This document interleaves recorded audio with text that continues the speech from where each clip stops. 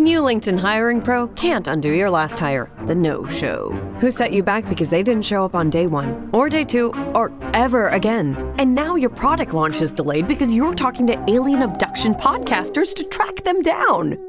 But LinkedIn Hiring Pro can help make sure your next hire sticks. In fact, businesses who use LinkedIn are 24% less likely to reopen a role in the next 12 months. Hire right the first time with LinkedIn Hiring Pro. Post a free job today at linkedin.com/quality. Propel Fitness Water. With Gatorade electrolytes, zero sugar, and vitamins, Propel hydrates better than water to help you get the most out of your workout and get back to your best self. What propels you? Propel with Gatorade electrolytes. Welcome back to the Epic Universal Podcast. I'm entertainment writer Jim Hill, and this is the podcast where we cover the latest Universal news, rumors, and history. And as always, I'm joined by Eric Hersey, and we were just talking about how we don't want any more 80-year-old celebrities to die. Is that correct? Yes? Yeah, Jim. At the end of the day, we just had a rough 2 days. Dolly, in which I know you just did a nice feature over on the I Want That Too podcast about Dolly. And then I think today we're going to talk a little bit about Tim Curry, who we unfortunately lost. Both 80 years old and both highly beloved. They were. I was particularly a fan. I don't know how many of you out there know the Broadway musical that Tim Curry did. But my favorite year, it's a musical version of that, the David Steinberg film, I want to say. Lovely thing about, sort of Mel Brooks's first year on the show of shows. But it made a great musical, and he did a great job as Alan Swan. And well worth checking out if you want to hear something interesting in the car. Jim, my favorite musical with Tim, you wouldn't guess. He played King Arthur in Spamalot, and I have that. He was fantastic in that. So that is the soundtrack that I learned Spamalot from. So that is my favorite Broadway. So there's a couple things you guys can watch or listen to. He did do a great job. David Hyde Pierce is in that. That's a wonderful show as well. Yeah. Okay, two good musicals.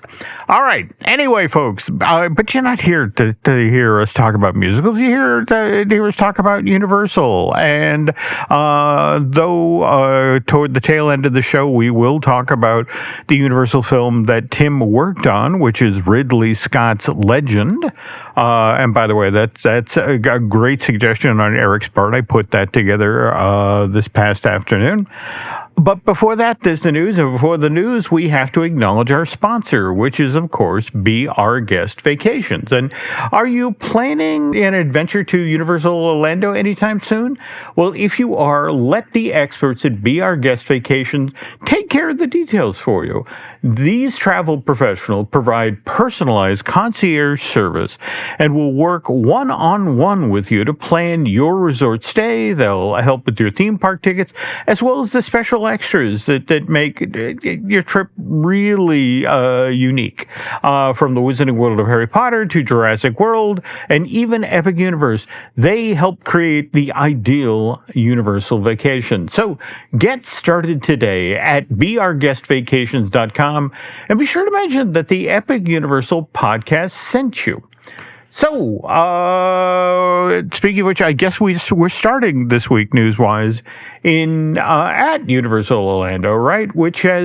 They've been in tech rehearsals this week for Halloween Horror Night, haven't they? They have. That's what I'm saying. I will tell everybody that we got some quick hit news this week. Nothing super spectacular or anything. A bunch of quick hit little updates, because I think all of the news and all the jazz and all the hoopla is all about Halloween Horror Nights right now. And they are doing cast member rehearsals. And I saw there was a fascinating little chart online that actually had it already figuring out which houses are going to get the longest queues. And right now, Sinners is the top dog from the cast member queue. So for those out there that are visiting, just be aware that Sinners looks like the house that's going to be the longest waits, followed by Stranger Things and so forth. But with that being said, since we're all on Halloween Horror Nights and we're all pretty jazzed, I think it's starting today, the 28th. Yeah, so it's starting. Everybody's going to be down there. And you will have the opportunity to meet our good friend, the Hamikuma, which came from Japan. Jim, We talked about this last year briefly. This is a zombie bear. This is the zombie bear mascot that you can now meet in Orlando at the basically at the 5 and Dime store during the Halloween Horror Nights at Universal Studios Hollywood, or Florida for this matter. Jim, what's your thoughts on our friend, the zombie bear mascot? There's at least one too many words in this phrase. I mean, Hamikuma, I can deal with. Bear, I can deal with. Zombie bear. Because I'm looking at the image you shared from, I guess, showing him in position in the meet and greet, and he's got at least one eye pulled out, and and to be honest, his intestines are on the outside. But what a big hug you'll get. You don't know what you'll leave with, you know? This is true. This is true. Though, if you're in the 5 and Dime, there's a surprising number of things you can leave with. A T-shirt, a short sleeve shirt, a hooded sweatshirt, all of them with Hamikuma's somewhat, grinning face on it, right?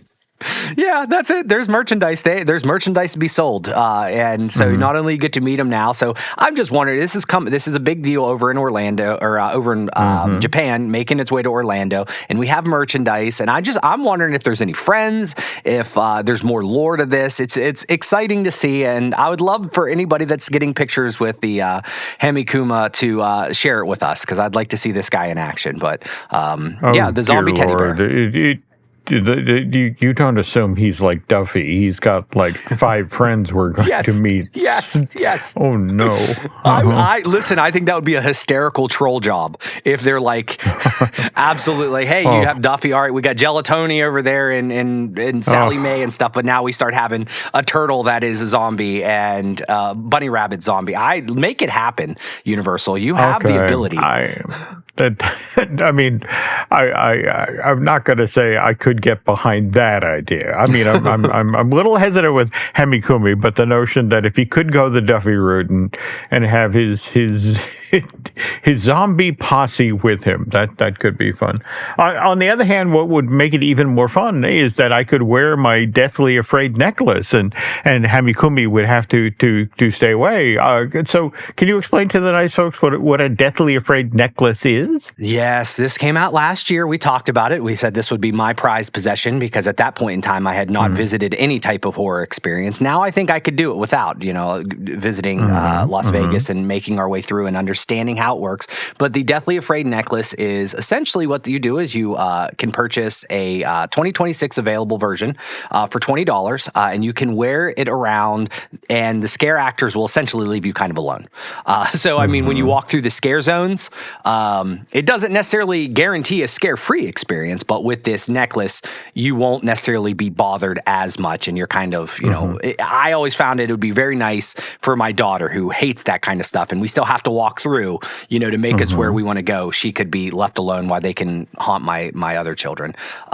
But this doesn't happen inside the houses, of course. This is just kind of through scare zones. And I think there were some people that were getting these primarily as collectibles as well. Well, and it's interesting you say that, because this year's version, the 2026 of the Deathly Afraid necklace, actually includes a transparent circular piece that celebrates the 35th anniversary of this hard ticket event. It literally says "Never Go Alone." So that makes it worth pursuing. I may need to chase this down. Yeah, so. Even I guess those that aren't even really, they don't worry about being scared. There's an extra $20 for merch. You just put it in your pocket and you can get scared like everyone else. You can go right through the clown village and have all the clowns from outer space taking you down, Okay. Now, speaking of parts of the park that you're going to go through that are a little different this time of year. If you go over to Fast Food Boulevard over in Springfield, USA, starting on earlier this week on August 24th and running through November 1st of this year, we have Dufftoberfest. Is that correct? Yeah, Dufftoberfest, man. We are going to be chugging some Duff over in Springfield. So they brought this back. I don't know how many years it's going, but we've been covering the show for a while, and I remember it being news last year. We're talking about now. This is, of course, the Simpsons themed take on Oktoberfest. So, and it's for the fictional Duff beer for those that haven't watched Simpsons and been under a rock for quite some time.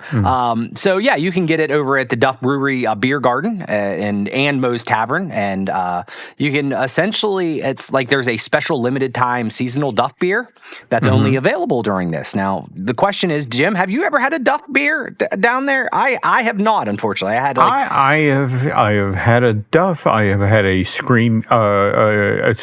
Screaming Moe? Is that Flaming Moe, right? Flaming Moe. Yes, I saw that in action the other day. That is when I was there. I did not drink, but I saw it. Yeah, every so often a little bit of dry ice, a little piece of dry ice will come up through the grate and give you a little extra thrill as you're knocking that back. And speaking of thrills related to food, in Springfield, USA, at the D23 Expo earlier this month, at the Simpsons panel, they mentioned that, and I guess it's starting out in at Universal Studios Hollywood, that they are going to do for this year's Halloween Horror Night in the Springfield, USA. They are going to do Halloween Horror Night themed food. So the Treehouse of Horror is evidently starting slowly there, that it will be food related, and with the hope that next year there's actually going to be an actual overlay in the area.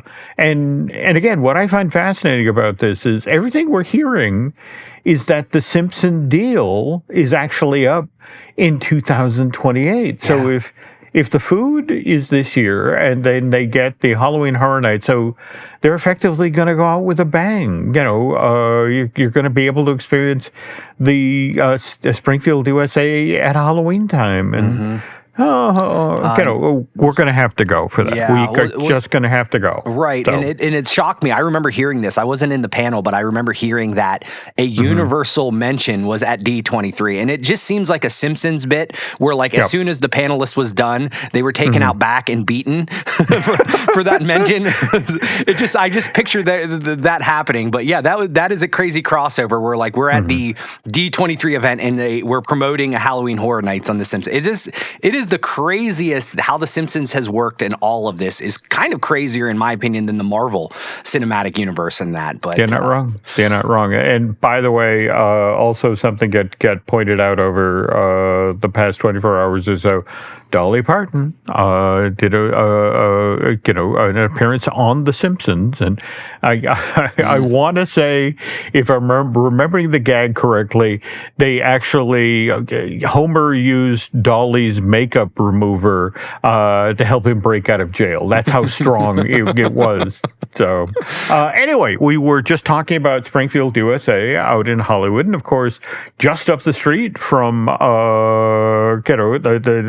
what is it, J.P. Butterfat's, ice cream place, is, of course, their brand new thrill ride, Fast and Furious Hollywood Drift, which is still getting some set pieces installed, right? Well, this one's in Florida, actually, Jim. So this one, So really? This was what I was going to ask, because I don't remember seeing this there, right? We were there, and it was pretty much done. They were about to do testing and stuff like that. But right now, we just got our friend by Reconstruct took some overhead shots, and we actually see a burgundy truck cab now sitting next to the earliest section of the track. Jim, did you see this in Hollywood? They don't have like a Mack truck like set piece anywhere. I don't think they could fit it on the hillside. That I'm aware. Is this going to be one of those test track things where this thing lurches? Oh, no. Out at me, while I am riding? I don't know, but it's definitely there. So you can see it now overhead. So they're adding in more props. So we know that the track is not the same. We know the concept of the vehicles and stuff is likely to be what they're trying there, but it does seem like this is going to be a totally unique, different type of ride. And I'd just be interested to see what other the practical props they can throw. They have a lot more room and space here. I love the idea of practical props. Maybe not so much looking like you're going to get hit by a truck, but this is a sign that that's something that they're looking to do. Well, okay, so we got the placement wrong on this Mack truck. It's not in Hollywood; it's in Orlando, but we do have something coming to Universal Studios Hollywood, a backlot photo experience. What is this? Yeah, Jim, this was sent over by a friend of the show, and it was kind of a matter of like, this is a new add-on to like the VIP experience. So this is a backlot photo experience, but I think it's kind of cool. And I'm just wondering, like, this is, in my opinion, probably an easy, quick, not money grab, but essentially a good opportunity for folk to basically go on the backlot tour. And for about $76 per person, that's not include, that's plus the ticket and so forth, you get a 90-minute unlimited, or limited to 12 guests, so 90 minutes, and you basically go on a little tour around the backlot, and you can get your picture taken with everything. So this would include like the Hollywood sign replica, Courthouse Square, and other iconic sets. So this just kind of cropped up from what we can tell, and I think this would be a winner. I think I would probably do something like this. Maybe not so much even caring about the pictures as much, but if you don't get an opportunity to wander around on a normal basis, this would be a great way to wander around and pretend you're a young, Steven Spielberg or Walt Disney that kind of drifted off in these set pieces, right? I can actually think of one member of your family who would jump at this. I mean, Lainey, who, by the way, takes wonderful photos, wonderful selfies, but she is always aware of documenting where she is. And I bet, just the fact that, she could do their Hollywood sign in Courthouse Square, she'd go for this in a heartbeat. So, yeah, and I think, I imagine they're following you around with their photo pass, individuals. Oh, so, no doubt. So, no, I don't know. I think this is a cool little thing. So for all those out there in Hollywood or going to Hollywood, my question is like, how much is there going to be an overlap with the current like Terror Tram? Because they still decorate some of it, so there might be some areas that are off limits and so forth. But I'm not sure if you'll get the Halloween pictures. But if anybody does this, we'd love to hear how it goes and if it's worth the value. Because once again, like I could see this being a cool little way to venture around the backlot. Absolutely. All right, so The new LinkedIn Hiring Pro can't undo your last hire, the no-show. Who set you back because they didn't show up on day one, or day two, or ever again. And now your product launch is delayed because you're talking to alien abduction podcasters to track them down. But LinkedIn Hiring Pro can help make sure your next hire sticks. In fact, businesses who use LinkedIn are 24% less likely to reopen a role in the next 12 months. Hire right the first time with LinkedIn Hiring Pro. Post a free job today at linkedin.com/quality. Propel Fitness Water. With Gatorade electrolytes, zero sugar, and vitamins, Propel hydrates better than water to help you get the most out of your workout and get back to your best self. What propels you? Propel with Gatorade electrolytes. This episode is brought to you by State Farm. Listening to this podcast instead of doom scrolling? Smart move. Another smart move? Getting help from one of State Farm's 19,000 local agents when you choose to bundle home and auto. Bundling, just another way to save with the Personal Price Plan. Prices are based on rating plans that vary by state. Coverage options are selected by the customer. Availability, amount of discounts and savings, and eligibility vary by state. That covers the news, except for the sad bit of news we shared at the top of the show that Tim Curry, who, I guess, most folks know from Rocky Horror Picture Show, Dr. Frankenfurter, but also he was the concierge at the Plaza Hotel and Home Alone 2. Oh, yeah. In fact, just this, what was it, last week when Angela and I went and did the Paramount tour, one of the props they had on display was one of the miniature subs used in the production of Hunt for Red October, and I want to say he was the protocol officer on that. And of course, an entire generation of children or TV viewers were terrified by his version of Pennywise the Clown in the original, TV miniseries version of Stephen King's It. But what I always, I always marveled at with Tim Curry is, did you know he was the original voice of the Joker on Batman the Animated Series, the one back in '92, and after he recorded 3 episodes, they paid him off for the full season and said, "I'm really sorry. We're going to get somebody else to do the voice." In fact, they eventually got Mark Hamill. Yeah, because Tim Curry was too scary as the Joker. It was just one of these things. They ran the finished episodes for test audiences like, that guy's scary. I'm not having a good time. Yeah. Well, the funny thing is, Jim, I don't think that wasn't the only time that's happened. Correct me if I'm wrong. It was either Alien Encounter or Stitch's Great Escape. He was the original voice, wasn't he, for the the android guy that was coming in, and they replaced him with one of the SNL cast members, right? Phil Hartman. They did. You're right. He's just too scary. Tim Curry is just too scary. Yeah. Well, and that's actually how he wound up in Universal Pictures' 1986 release Legend, which was directed by Ridley Scott. And Mr. Scott, has had an interesting career leading up to this project. Sort of came on the map first in the fall of '77 with The Duelists. It's a period drama that Paramount released. And then he had 2 sci-fi related hits back to back. He had the original Alien that was released in May of 1979 through 20th Century Fox. And then he followed that up with, the original Blade Runner, which Warner Brothers sent out to theaters in June of 1982. And again, he'd done these 2 sci-fi things back to back. So Ridley wanted to do something different. So he decided he wanted to do an epic, an elaborate film fantasy. And the key figure that sort of drove this story was Darkness, this giant devil character, or devil-like character. I don't think they ever actually, is he Satan? Who is this supposed to be? But he lives in a world of darkness, and he wants to cast the world into eternal night. And so Ridley works this project up. It's an epic screen fantasy. So, he wants to make it at the right place. So what does he do? He takes it to Disney. I mean, seriously. In 83. This is in 83. So this is Ron Miller territory, right? Ron Miller is running the Disney company at that point. Tom Wilhite is in charge of the studio.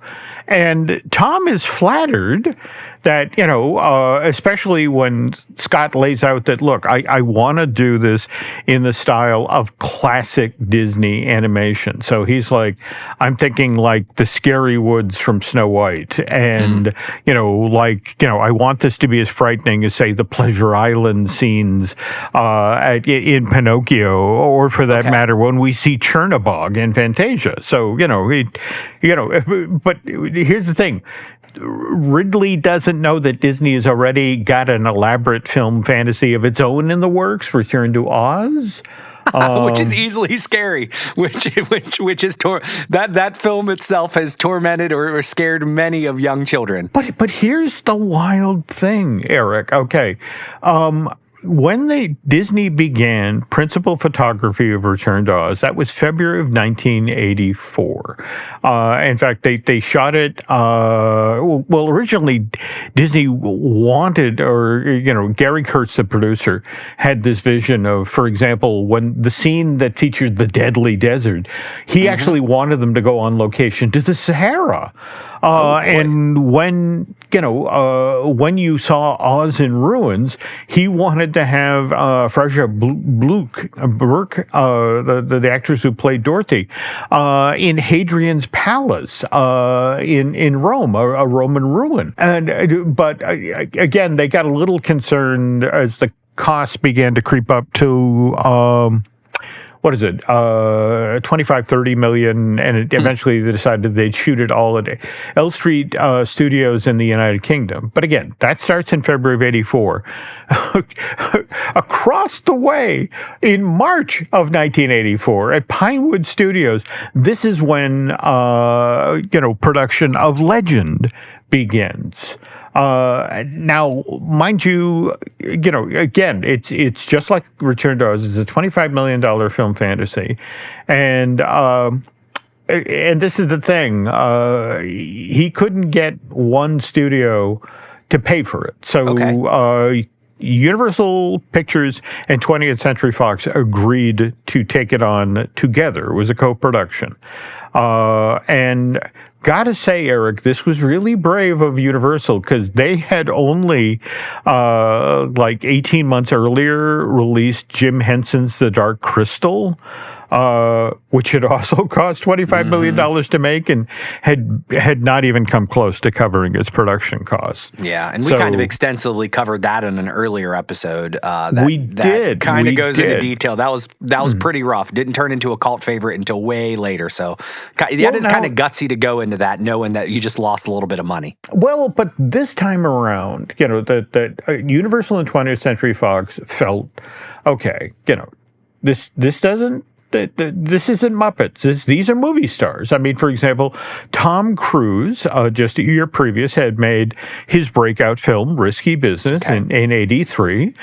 And Mia Sara, she was appearing on All My Children, so it's like, okay, so that's our risk. We have a young unknown actress. Whereas, and then, of course, people knew Tim Curry from his work in Rocky Horror Picture Show. In fact, what's kind of interesting is that initially Ridley Scott was actually looking at his co-star in Rocky Horror Picture Show, Richard O'Brien, who not only played Riff Raff in the film, but also helped co-write the thing back in the day. And he was thinking, do you remember in Legend, there's like this female creature that lives in a pond, Meg Mucklebones? Do you remember her at all? Okay. You keep going, Jim, because once I tell everybody I've never seen it, then they're all going to scream and turn the podcast off. No, that's okay. That's okay. Don't worry about it. Well, anyway, what happens is Scott is watching, Rocky Horror Picture Show to try to decide whether or not he wants to hire Richard O'Brien. And that's when he sees Tim Curry.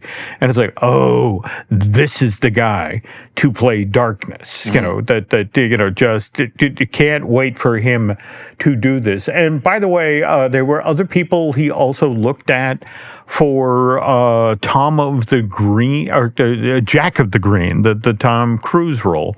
And that was Johnny Depp, Robert Downey Jr., and Jim Carrey. So I just find that fascinating that, and we know all three of those actors today as well, but they were in the mix back, again, 83, 84. Anyway, so, but again, the key is this devil-like creature, Darkness, who's trying to turn the world into eternal night. And it's like, all right, who am I going to get to do this? Because, gotta remember, this is back in the day of no CG. Yeah. You've got to do this with practical effects. You got to do this with makeup.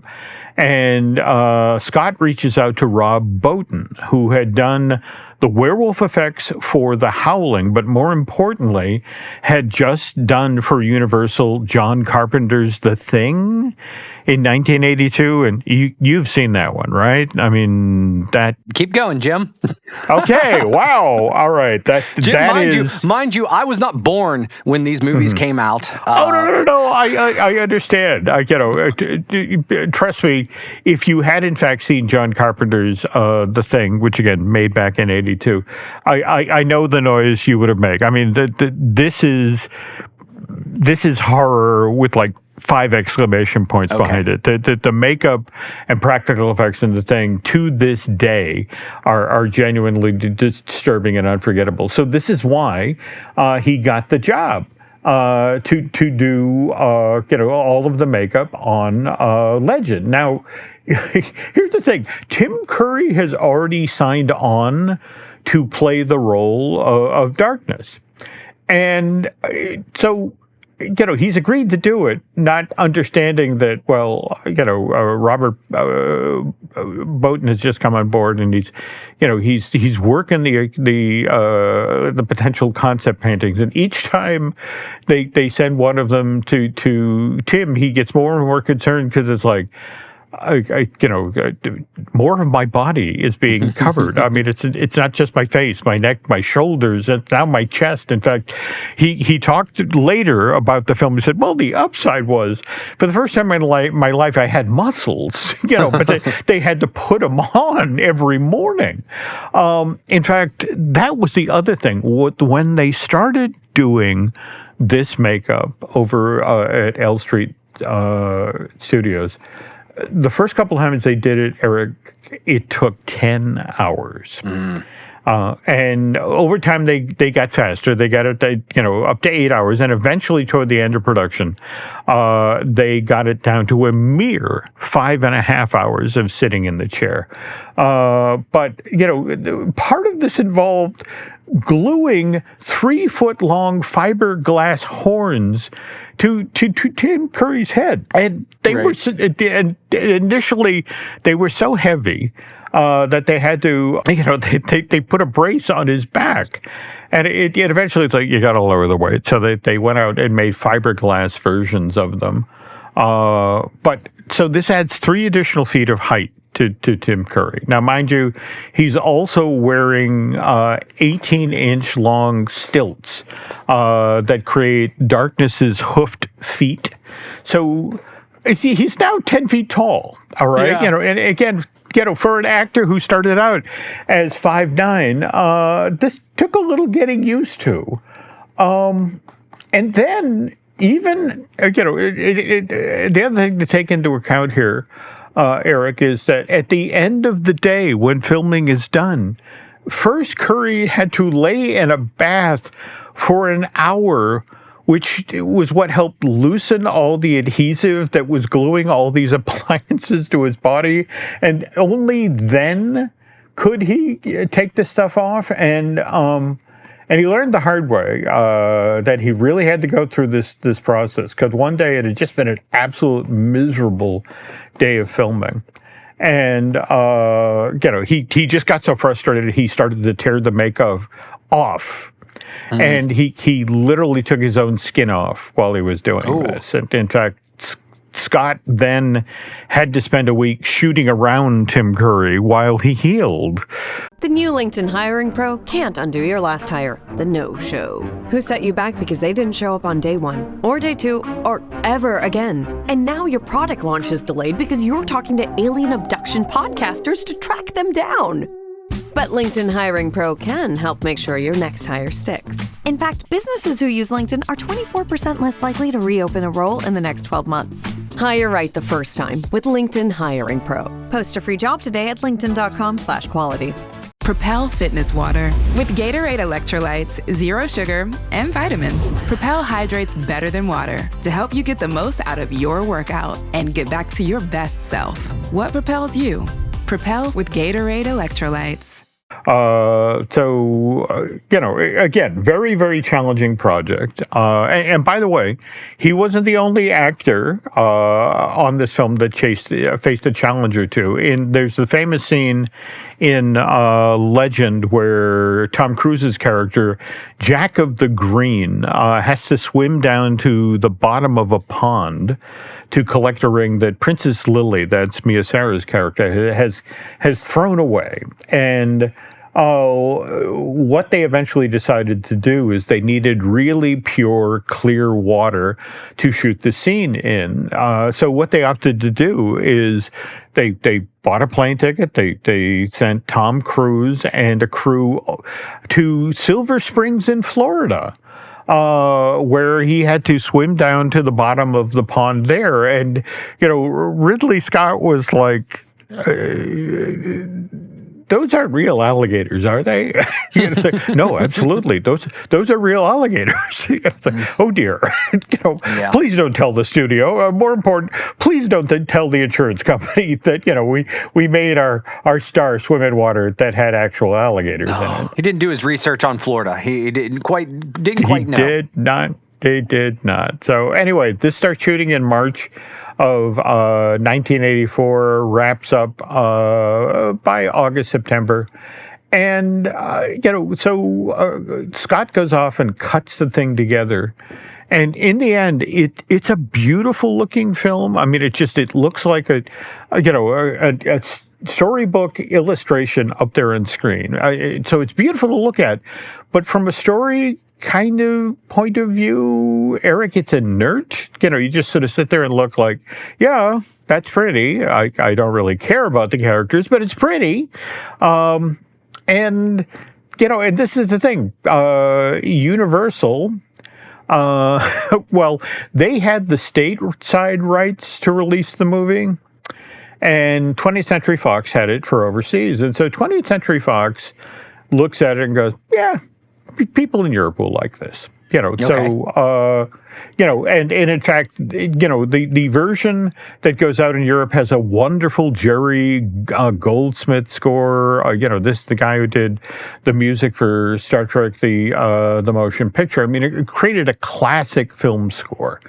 That version, the European version, goes out into theaters. It's 93 minutes long. Now, mind you, this is when Ridley delivered his first cut. It was 125 minutes long, and they were like, no, too long. So they cut it down to 93. On the other hand, Universal, they look at that version and was like, no. So they take another 6 months. I mean, for example, the European version is released in theaters in August of 85. The American version, the one that came out in North America, that doesn't come out till April of 1986. It's now, it's 4 minutes shorter. It's 89 minutes long. And they've tossed out the score. They brought in the band Tangerine Dream to record a brand new score for the film. And to be honest, didn't really help. And what's kind of interesting in the years since, it has become, because it is such a celebration of old style filmmaking. I mean, again, it's makeup, it's practical effects, the giant underground cavern where the Lord of Darkness lives is this huge set. So we got a director's cut of the film in 2002. That came out on DVD, and that's 114 minutes long. I mean, it's still missing 11 minutes from the original version that Ridley put together, but and fans of the film just love this. And speaking of which, though, if you want to see it today, Legend has kind of fallen through the cracks, largely because of the Disney acquisition of 20th Century Fox, certain film assets, back in 2009. And so Disney now controls at least the international version of Legend. And so it's not as readily available as fans of Ridley Scott would like, but you can find it. And speaking of which, there are a lot of folks who when every Halloween rolls around, they want to dress as the Lord of Darkness for Halloween. And I'm here to tell you, Eric, that if you go to Etsy, there are several versions of this character costume available for sale. Mind you, they're pricey. They start at $989, and many run as high as $1,200. If, on the other hand, you want to do it at home, there are several online tutorials about how to create many of the foam pieces that you need to create this character costume for yourself. Now, Tim Curry, in fact, what's kind of interesting is he just wrote his biography, Vagabond, was published just earlier this year. And he talked about working on Legend. And again, I mentioned that, I loved having muscles, even when they had to glue them on each day. But he also talked about how he fought with the director about, can I at least have my own eyes? It's like, because initially he had to wear contact lenses that created these vertical cat-like slits in his eyes. But eventually, Scott met him halfway. I mean, the poor guy's sitting in a makeup chair, Sure. Again, 5.5 hours. So, all right, you're going to have your own eyes. But anyway, just figured that folks might enjoy hearing about, since we just lost him, what he went through to make this film for Universal Pictures. And if you can chase it down, folks, again, it's an amazing fantasy that everything you see on screen is done practically. In fact, that there's a moment in the movie where the world has gone to winter, and for example, every single one of the icicles you see in that scene are sculpted out of wax. Some British technician spent hours making icicles out of wax. So, well, Jim, I'll tell you the pretty interesting coincidence. So 3 days ago, Stingray Travel is a friend of ours, a friend of the show, messaged me on Twitter, on X, and basically copied this graphic that was from Clowntown City Council, right? And it says, "I wish this dude would come back to Halloween Horror Nights again." Now, Jim, I sent you this email just recently. If you need to look at it, it is actually a picture. So Darkness was at a Halloween Horror Nights event at some point in time, and there's a picture of him showcased there. So I did not have a chance to look at it, did not realize this. This was 3 days ago. And Stingray Travel goes, "Eric Hersey, are you a fan of the 80s movie Legend?" And I said, "Sadly, I've never seen it. I know of this picture."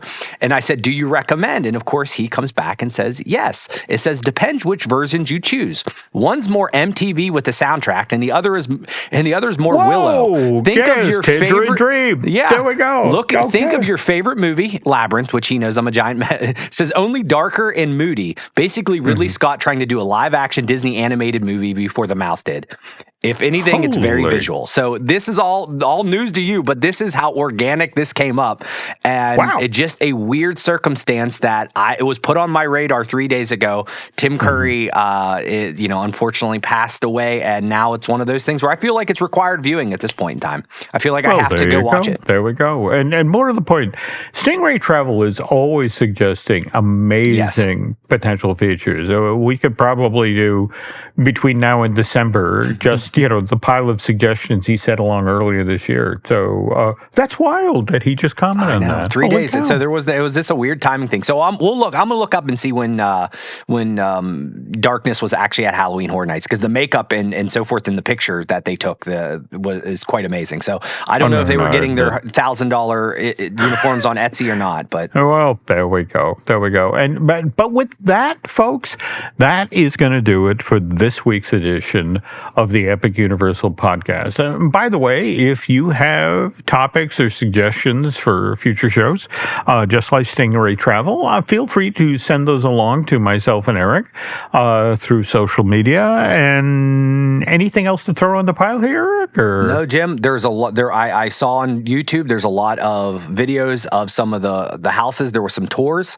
where there were a couple houses you could do lights on tours, and people made some videos. So I'm going to watch and see. Since I won't be able to make it down there to see it, I'm going to watch and see what everybody else gets to experience over the next week. So we'd love to hear your thoughts and input on how the Halloween Horror Nights on both coasts went. Let us know what's an absolute must talk about and see, and we can talk about that on the next show. Okay, that sounds like a plan.